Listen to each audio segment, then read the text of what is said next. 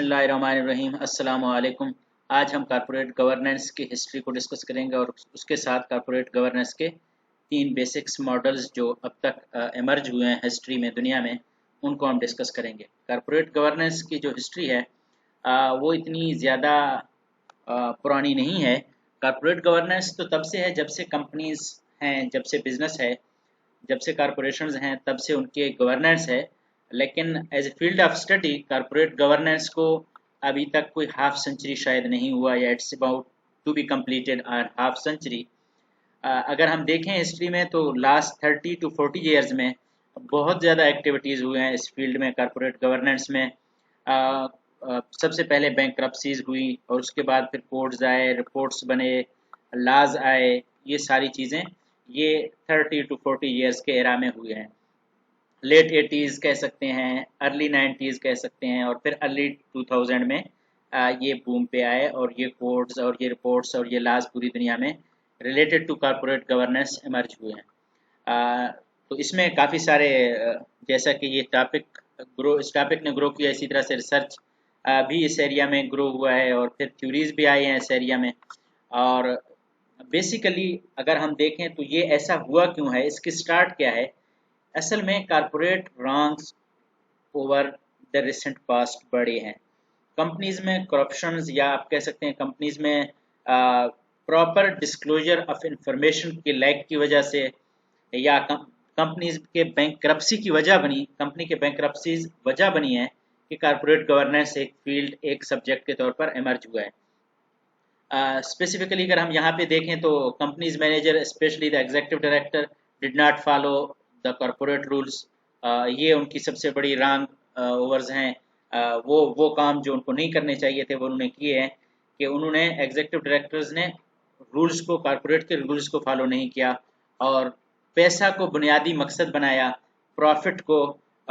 इसको अगर हम पहले से भी डिस्कस कुछ सब्जेक्ट्स में कर चुके हैं, लेकिन अगर हम इसको दो वर्ड्स में एक्सप्लेन करना चाहें तो एक है प्रॉफिट मैक्सिमाइजेशन और एक है वैल्यू मैक्सिमाइजेशन। तो वैल्यू मैक्सिमाइजेशन की तरफ कंपनीज नहीं गई, बल्कि प्रॉफिट मैक्सिमाइजेशन की तरफ गई हैं। प्रॉफिट मैक्सिमाइजेशन मीन जिस तरह से पैसा बनता है पैसा बनाओ, जो कि एक अच्छा अप्रोच नहीं है। बेसिकली बिजनेस के वैल्यू मैक्सिमाइजेशन के अप्रोच को सामने रखते हुए, बिजनेस को हर तरह से प्रोटेक्ट करते हुए, उनके एसेट्स को प्रोटेक्ट करते हुए जितना ज़्यादा से ज़्यादा प्रॉफिट बन सकता है बनाया जाए।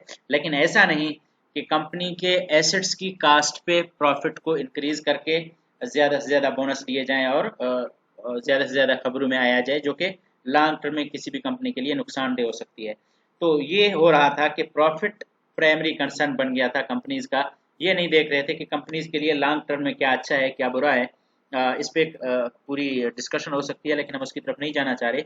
Most small investor lost interest in long term investment, क्योंकि लॉन्ग टर्म में इन्वेस्टमेंट में प्रॉफिट रिटर्न इतना नहीं आ रहा था। Companies short term profit goals को सामने रखते हुए परफॉर्म करते थे और 2-4 साल के बाद कंपनीज में प्रॉब्लम्स आती थी और कंपनीज बैंकरप्ट करते थे। तो लॉन्ग टर्म इन्वेस्टमेंट तो ज़ाहिर बात है उसमें फिर आना मुश्किल हो जाता था। Managers awarded themselves huge bonuses, जैसा कि मैंने प्रॉफिट की बात की है, तो उसी वजह से कि प्रॉफिट को टारगेट किया, ज़्यादा प्रॉफिट कमाया और फिर खुद को ज़्यादा बोनसेस दिए और कहा कि हमने बहुत अच्छा परफॉर्म किया, इतना प्रॉफिट कमाया तो इतना हमारा बोनस होना चाहिए। तो इसकी वजह से जो कॉरपोरेट में स्ट्रेटजीज हुए हैं, जो पुअर गवर्नेंस की वजह से, huge number of companies are in list whose managers were charged with governance related offences. WorldCom है, एनरॉन है, और टाइको है, और इस तरह की बहुत सारी कंपनीज हैं जो कि यहाँ पे मैंने लिस्ट नहीं किए, लेकिन बहुत ज़्यादा एक लंबी लिस्ट है कि कंपनीज के साथ ये प्रॉब्लम्स हुए हैं। वर्ल्डकॉम को देखो, this company used improper accounting technique to misallocate huge amount and giving profit to executive directors. उसने ज़्यादा प्रॉफिट शो किया और एग्जीक्यूटिव डायरेक्टर्स को प्रॉफिट्स और फिर बोनसेस और इस तरह से जो मेन था इम्प्रॉपर अकाउंटिंग टेक्निक्स यूज़ किए, और उसकी वजह से बिजनेस का बहुत बड़ा नुकसान हुआ और उसकी वजह से बैंकरप्सी हुई है। इसी तरह एनरॉन का केस है।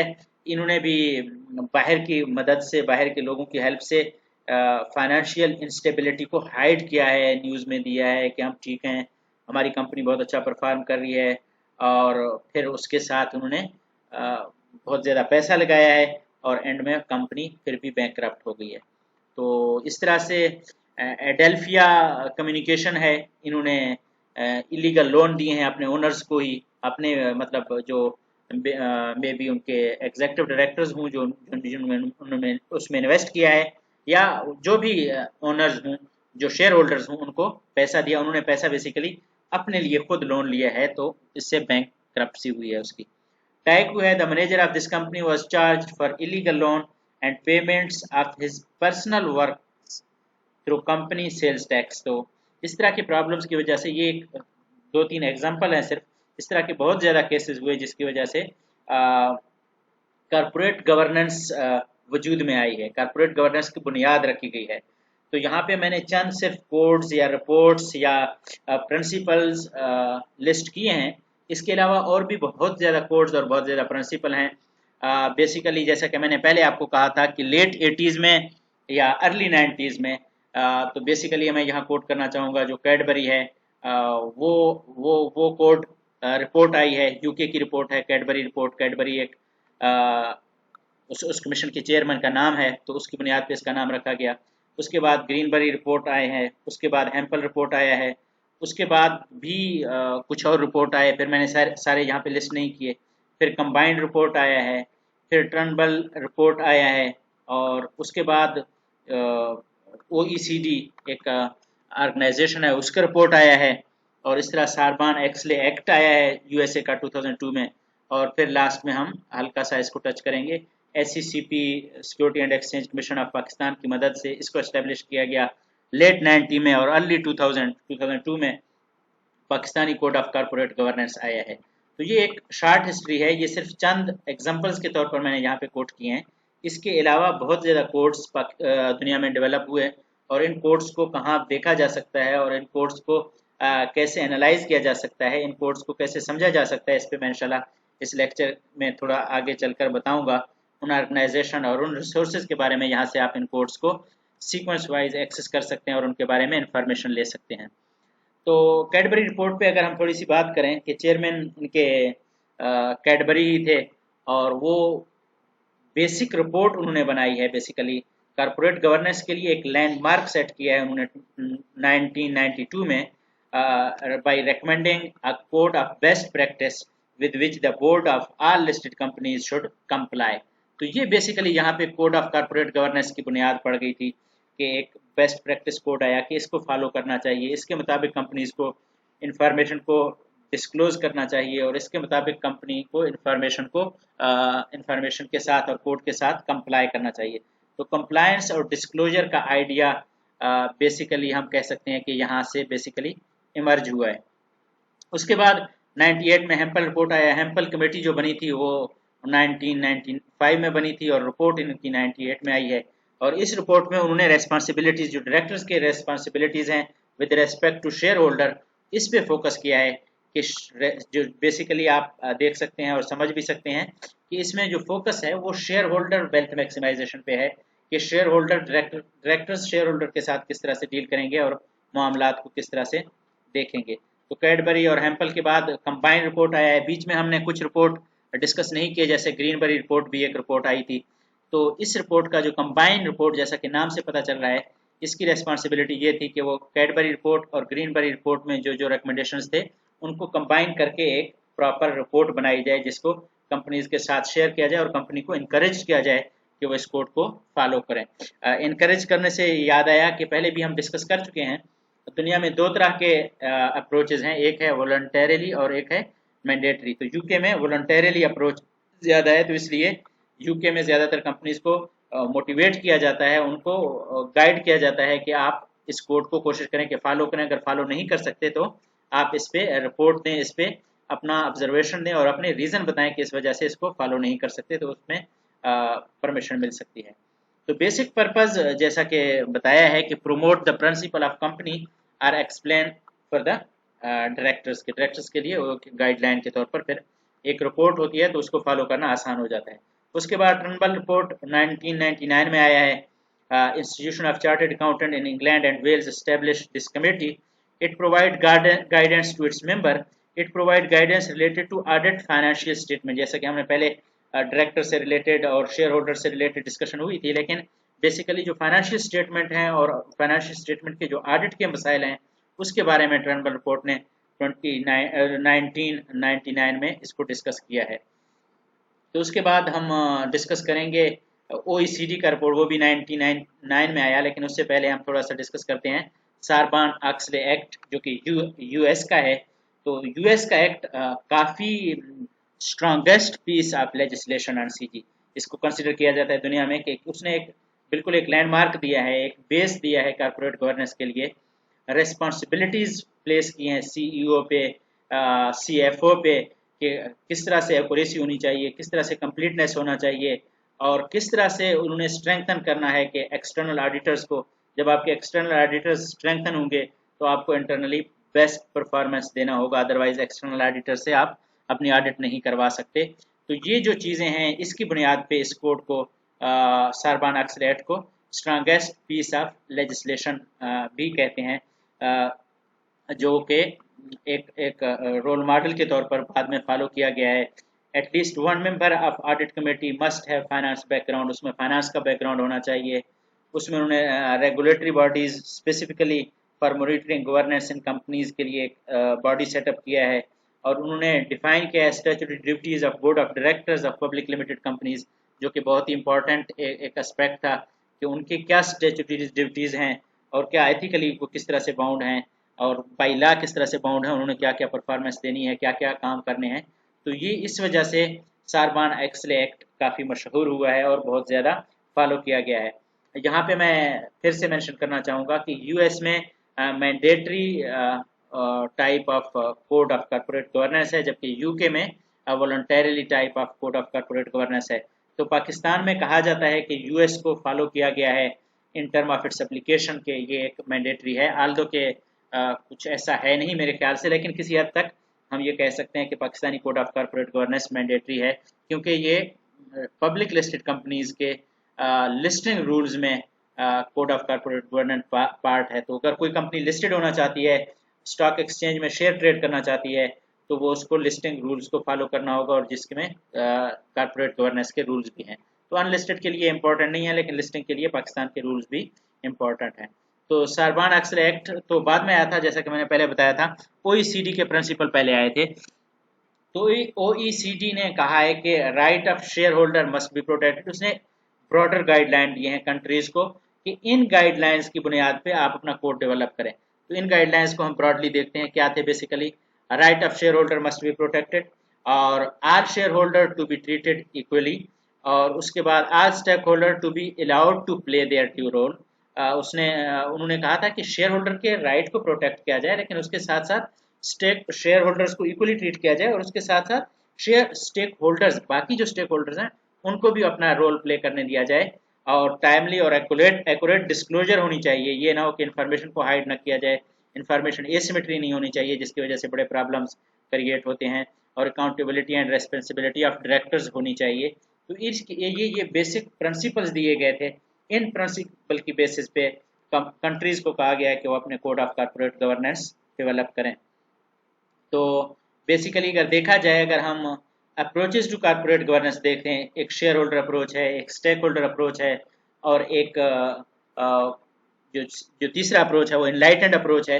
तो अगर हम देखें तो ब्रॉडली अगर हम इसको एनालाइज करें तो इन्होंने शेयर होल्डर की भी बात की है और फिर स्टेक होल्डर्स की भी बात की है। तो it's a combination of both. तो हम कह सकते हैं कि OECD principle basically enlightened approach की तरफ माइल हैं कि शेयर होल्डर के राइट को प्रोटेक्ट किया जाए, लेकिन not at the cost of stake holders. तो स्टेक होल्डर्स को भी उनके बेनिफिट मिलने चाहिए। तो उसके बाद कॉर्पोरेट गवर्नेंस के मॉडल्स आते हैं। कॉर्पोरेट गवर्नेंस के 3 मॉडल्स इमर्ज हुए हैं। एक एंग्लो अमेरिकन मॉडल है, और एक जैपनीज मॉडल है, और एक जर्मन मॉडल है। तो शॉर्टली हम इन मॉडल्स की तरफ जाते हैं। जो एंग्लो अमेरिकन मॉडल है, तो अगर हम इसको देखें, यहाँ पे शेयर होल्डर से स्टार्ट होता है, क्योंकि शेयर होल्डर का पैसा है, शेयर होल्डर ने इन्वेस्ट किया होता है, शेयर होल्डर के पैसे से कंपनी बनी होती है। तो ये कंपनी को यहाँ पे शो किया गया है। इलेक्शंस होते हैं, शेयर होल्डर्स इलेक्शन करवाते हैं, और उनसे बोर्ड ऑफ डायरेक्टर इलेक्ट होकर आती है, और बोर्ड ऑफ डायरेक्टर फिर अपॉइंट और कंट्रोल करती है ऑफिसर्स और मैनेजर्स को, और फिर ऑफिसर्स और मैनेजर अकाउंटेबल होते हैं बोर्ड ऑफ डायरेक्टर को।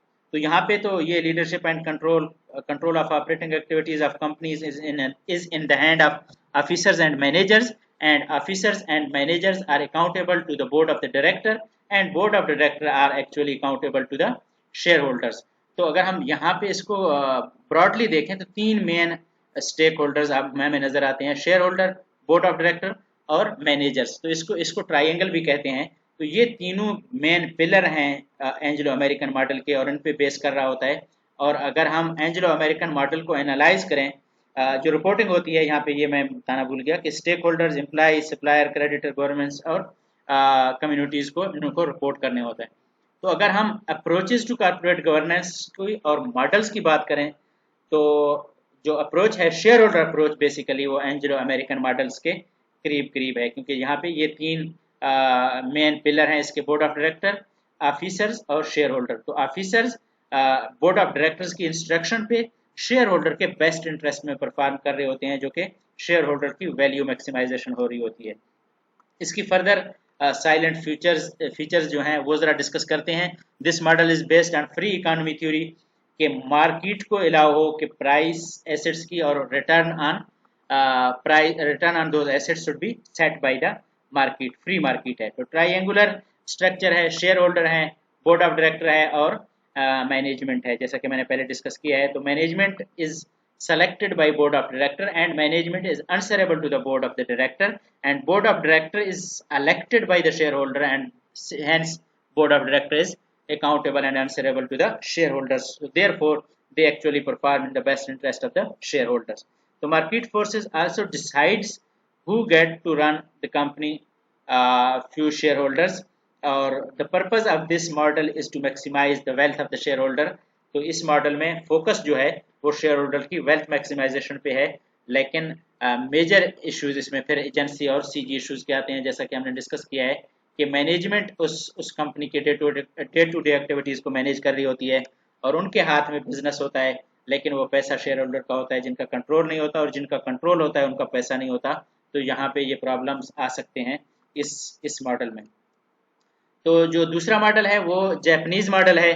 जैपनीज़ मॉडल में अगर हम देखें तो जैपनीज़ मॉडल में आपके शेयर होल्डर ओनर होते हैं, वो अपॉइंट करते हैं सुपरविजन बोर्ड को, और सुपरविजन बोर्ड के बाद फिर rectification of decision on and consulting होती है, प्रेसिडेंट होता है, वो कंसल्टिंग होती है बोर्ड ऑफ डायरेक्टर के साथ, और फिर management and evaluation of operational activities और फिर कंपनी।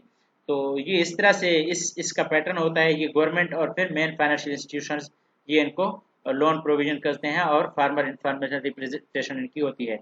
अगर इनके हम साइलेंट फीचर को डिस्कस करें तो Japanese companies mostly follow the keiretsu system.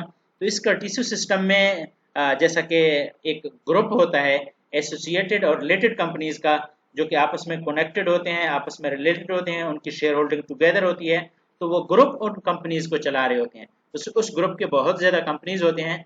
वो जो उसके कंपनीज जो उस ग्रुप के होते हैं वो बेसिकली या तो हॉरिजॉन्टली काम कर रहे होते हैं या वर्टिकली काम कर रहे होते हैं। हॉरिजॉन्टली मीन कि वो डिफरेंट इंडस्ट्री में काम कर रहे होते हैं, और वर्टिकली का मतलब है कि वो सेम इंडस्ट्री में उसके जो सप्लायर हैं और उसके जो रॉ मटेरियल का जो प्रोवाइड करने वाले हैं वो सेम होते हैं। वो कंपनी में अपना खुद रॉ मटेरियल प्रोड्यूस करते हैं, फिर खुद प्रोडक्ट बनाते हैं और फिर खुद प्रोडक्ट को सप्लाई करते हैं। तो ये एक वर्टिकल चेन होता है उनका, और हॉरिजॉन्टल चेन में ये है कि वो डिफरेंट कंपनीज में डिफरेंट प्रोडक्ट्स में डील कर रहे होते हैं, जिसको हम फाइनेंस में पोर्टफोलियो और फिर डाइवर्सिफिकेशन होती है कि डिफरेंट प्रोडक्ट डिफरेंट इंडस्ट्री में एक वक्त में काम कर रहे होते हैं।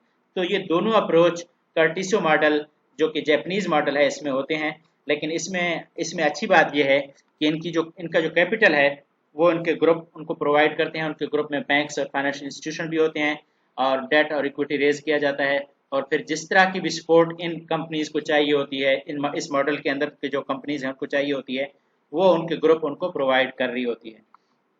तो ये कर्टिसो मॉडल जिसमें ग्रुप का कंसेप्ट है कि ज़्यादा कंपनी आपस में इंटर रिलेटेड होते हैं, इंटर कनेक्टेड होते हैं, और वो फिर एक ग्रुप को सपोर्ट करते हैं, और उनके पास हर किस्म के स्किल्स होते हैं, और उसकी बुनियाद पे वो उनके बिजनेसेस को रन कर रहे होते हैं। जो थर्ड है वो है basically German model. German model Japanese model और एंग्लो अमेरिकन मॉडल से ज़रा हटके है और डिफरेंट है। इस मॉडल की जो खासियत है, इसमें दो बोर्ड ऑफ डायरेक्टर होते हैं। इस मॉडल में एक सुपरवाइजरी बोर्ड होता है और एक मैनेजमेंट बोर्ड होता है। जो सुपरवाइजरी बोर्ड होता है वो बेसिकली एम्प्लॉइज और लेबर यूनियन से डायरेक्टर लिए जाते हैं और फिर शेयर होल्डर से डायरेक्टर लिए जाते हैं। शेयर होल्डर कंपनी के ओनर होते हैं और एम्प्लॉय और लेबर यूनियन कंपनी में काम कर रहे होते हैं। तो इनके रिप्रेजेंटेटिव को सुपरवाइजरी बोर्ड में लिया जाता है। सुपरवाइजरी बोर्ड बेसिकली अपॉइंट और सुपरवाइज करता है मैनेजमेंट बोर्ड को, और मैनेजमेंट बोर्ड बेसिकली रिपोर्ट करती है सुपरवाइजरी बोर्ड को। और मैनेजमेंट बोर्ड का जो काम है वो कंपनी के डे टू डे एक्टिविटीज़ को देखना होता है। तो यहाँ पे सुपरवाइजरी और मैनेजमेंट बोर्ड सेपरेट दो बोर्ड का कंसेप्ट है। अगर पिछले दोनों मॉडल में हम जाएं तो उसमें बेसिकली एक ही बोर्ड होता है, उसमें executive director, non executive director, independent non executive director, minorities के डायरेक्टर, वो सारे डायरेक्टर एक ही बोर्ड में बैठते हैं और इकट्ठे फैसला करते हैं। यहाँ एग्जीक्यूटिव डायरेक्टर जो कि डे टू डे एक्टिविटीज़ को देख रहे होते हैं वो मैनेजमेंट बोर्ड में होते हैं, और नॉन एग्जीक्यूटिव और इंडिपेंडेंट डायरेक्टर हमारे सुपरवाइजरी बोर्ड में होते हैं, जो supervisory board basically management board को देख रही होती है। तो इस तरह से इनके अगर साइलेंट फीचर को अगर हम देखें, इसमें प्राइवेट और पब्लिक सेक्टर के बैंक्स इंक्लूड होते हैं। Composition of German model is different from Japanese model. इसमें जो बेसिकली जो डिफरेंस है, मेन डिफरेंस है, वो composition of board of directors की बुनियाद पे है। तो composition of board of director में इसमें टू टायर बोर्ड है। जर्मन मॉडल में टू टायर बोर्ड है। जो लोअर टायर बोर्ड है उसको हम मैनेजमेंट बोर्ड करते हैं, वो consisted of entirely executive director पे होता है, जो डे टू डे एक्टिविटीज़ को, कंपनी के डे टू डे एक्टिविटीज़ को देख रहे होते हैं। जो अपर टायर मॉडल है वो नॉन एग्जीक्यूटिव डायरेक्टर हैं और वो सुपरवाइजरी बोर्ड है। तो representation of workers and share holder in supervisory board, तो वो बेसिकली इसमें डिफरेंस ये है कि शेयर होल्डर और वर्कर्स खुद आके एक बोर्ड के जरिए से मैनेजमेंट बोर्ड को सुपरवाइज कर रहे होते हैं, कि ताकि मैनेजमेंट बोर्ड या हायर मैनेजमेंट शेयर होल्डर्स और स्टेक होल्डर्स के बेस्ट इंटरेस्ट में काम करे। तो ये तीनों मॉडल कारपोरेट गवर्नेंस के। उसके बाद हम थोड़ी सी बात करेंगे बस इंटरनेशनल बॉडीज़ के जो गाइडेंस प्रोवाइड कर रहे हैं कारपोरेट गवर्नेंस पे। तो उनमें सबसे पहले वर्ल्ड बैंक है और उसका एक अपना इदारा IMF जिसको हम कहते हैं। तो world bank use the OECD principle, जो कि हमने ऊपर डिस्कस किए हैं, वो ब्रॉडर प्रिंसिपल थे। उन प्रिंसिपल को लेके प्रिपेयर करते हैं formal corporate governance assessment of every country, कि क्या वो उन पैरामीटर्स को फॉलो कर रहे हैं जो OECD ने बेसिकली दिए हैं। These assessments are then used to support policy dialogue, strategic work and operations। आप देखते होंगे कि IMF और वर्ल्ड बैंक के रिपोर्ट हर इशू पे, चाहे इकानमी हो, चाहे हेल्थ हो, चाहे फूड हो, चाहे कंपनीज हो, उनके कारपोरेट गवर्नेंस के इशू हो, तो कारपोरेट गवर्नेंस के इशू पे भी ये रिपोर्ट पब्लिश करते हैं और फिर कंपनीज के साथ, कंट्रीज के साथ बेसिकली ये डायलॉग करते हैं कि आपके कंट्रीज में कंपनीज इन रूल्स को फॉलो कर रहे हैं या नहीं कर रहे। अगर नहीं कर रहे तो वो समहाउ सपोर्ट भी प्रोवाइड करते हैं और कैरेट एंड स्टिक को साथ लेके चलते हैं। अगर नहीं कर रहे तो उस पर भी कुछ कुछ भी होती है, सुपरविजन भी होती है, और अगर कर रहे हैं तो उस पर सपोर्ट, फर्दर सपोर्ट भी प्रोवाइड होता है। IMF produce report on the observance of standards and code. तो स्टैंडर्ड और कोड को देखते हुए, उनको ऑब्जर्व करते हुए कंट्रीज के लेवल को जज करते हैं कि ये कंट्री किस लेवल तक कोड ऑफ कारपोरेट गवर्नेंस को फॉलो कर रही है। तो बेसिकली उसमें एक इदारा है फिर, the global corporate governance forum. The global corporate governance forum GCGF is a forum which shows a cooperation between OECD and world bank. तो ये उनको फैसिलिटेट करते हैं OECD के गाइडलाइंस के मुताबिक वर्ल्ड बैंक को रिपोर्ट प्रोवाइड करने में, रिपोर्ट बनाने में, और इस तरह के सारे मैटर्स में सपोर्ट प्रोवाइड करते हैं। It is an international initiative which has basic purpose to bring together leading group in governance। तो फिर उसके बाद ये लीडिंग ग्रुप बैंक्स, ऑर्गेनाइजेशन होते हैं और कंट्रीज के ग्रुपिंग्स होती है। इसमें ये प्रोवाइड करते हैं असिस्टेंट डेवलपिंग और ट्रांजिशन इकोनॉमीज को कारपोरेट गवर्नेंस से रिलेटेड मैटर्स में, कोड डेवलप करने में और कोड को अप्लाई करने में, इम्प्लीमेंट करने में और कंपनीज के साथ रिलेशनशिप बनाने में। तो ये प्रोवाइड करते हैं, ये सपोर्ट प्रोवाइड करते हैं। ये ग्लोबल कारपोरेट गवर्नेंस फोरम का वेबसाइट है और उस पर ये, जैसा कि हमने बात की है कि OECD, वर्ल्ड बैंक और ग्लोबल कारपोरेट गवर्नेंस फोरम मिलके काम कर रहे होते हैं। तो global corporate governance forum is an OECD world bank initiative. It's mission is helping countries to improve the standards of governance for their corporations by fostering the spirit of enterprise and accountability, promoting fairness, transparency and responsibility. तो ये सारी terminologies basically code of corporate governance और corporate governance से related हैं, जो ये इदारे मिलके सारी कंट्रीज को फोर्स करने की कोशिश करते हैं ताकि वो इनको फॉलो करें। उसके बाद इंटरनेशनल कॉर्पोरेट गवर्नेंस नेटवर्क है। International corporate governance network setup हुआ था 1995 में। इसकी जो मेंबरशिप है वो मेजर इंस्टीट्यूशनल इन्वेस्टर हैं, इन्वेस्टिंग ग्रुप्स हैं और फाइनेंशियल इंस्टीट्यूशंस हैं। और इसका ऑब्जेक्टिव है बेसिकली प्रोमोट करना इंटरनेशनल डायलॉग को ऑन कॉर्पोरेट गवर्नेंस इश्यूज पे। ये वेबसाइट है इंटरनेशनल कॉर्पोरेट गवर्नेंस नेटवर्क की, और इसमें कॉर्पोरेट गवर्नेंस से रिलेटेड सारी सपोर्ट और सारी इंफॉर्मेशन अवेलेबल है। इसका लिंक इंशाल्लाह मैं इस वीडियो के कमेंट्स में और वीडियो के डिस्क्रिप्शन में ऐड कर दूंगा। तो ये सारी डिस्कशन कि वो किस तरह से सपोर्ट प्रोवाइड करते हैं, किस तरह से वो सेमिनार, कॉन्फ्रेंसेस और कोर्स वगैरह करवाते हैं मेंबर्स के लिए, उनके मेंबर्स होते हैं और फिर उनकी कमेटीज़ बने होते हैं और वो लेटर सेंड करते हैं। तो ये सारी डिटेल यहाँ पे लिखी हुई है।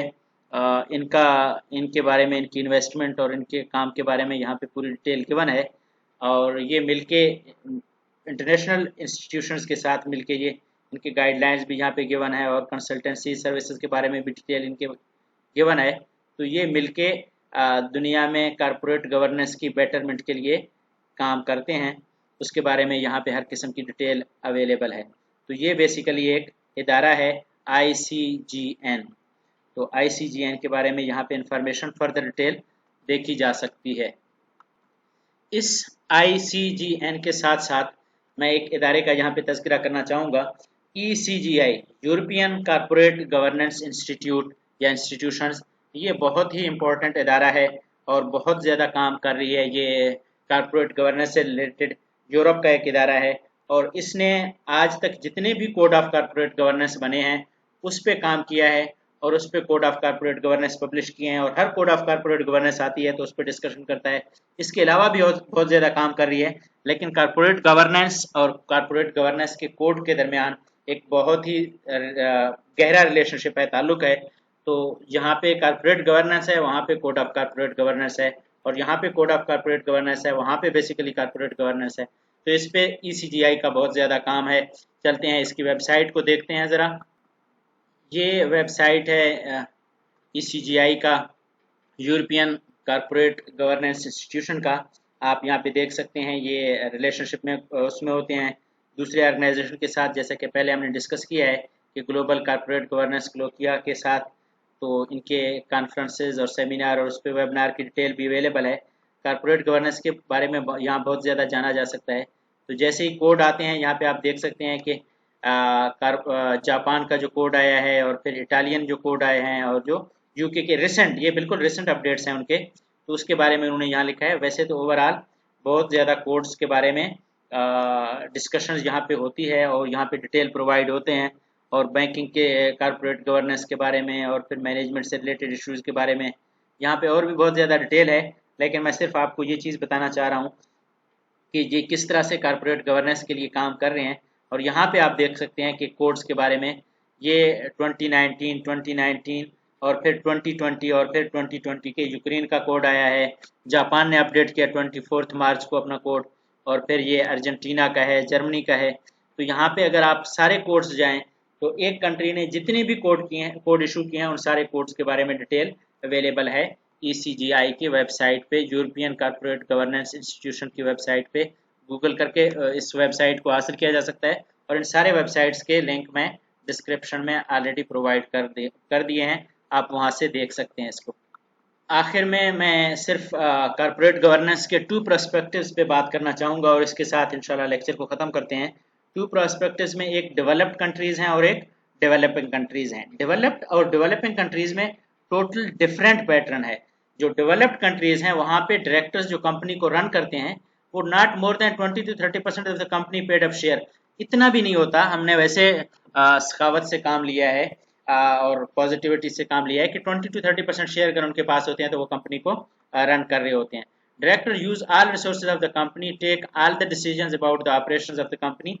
A major issue is directors remuneration, क्योंकि वो डायरेक्टर खुद काम कर रहे होते हैं और फिर उनके रेमुनरेशन का इशू आता है, तो वो ये एक्सपेक्ट किया जाता है कि वहाँ पे ज़्यादा रेमुनरेशन लेते हैं। जो एग्जांपल्स हमने देखे हैं वो भी ज़्यादातर वेस्ट के थे, जहाँ डायरेक्टर्स को ज़्यादा रेमुनरेशन दिया जाता है, ज़्यादा बोनसेस दिए जाते हैं जो प्रॉफिट ओरिएंटेड होते हैं, लेकिन फिर भी उनमें काम अच्छा होता है क्योंकि वो वेल स्ट्रक्चर्ड सिस्टम है उनके पास और वो सारी चीज़ें वेल रिकॉर्डेड होती हैं।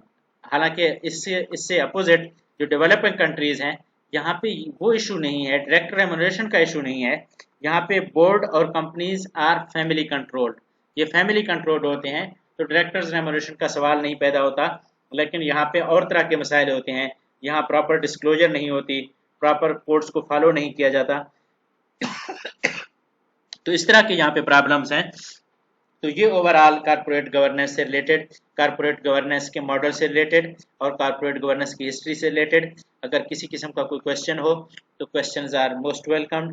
Thank you for watching and listening. अस्सलाम वालेकुम।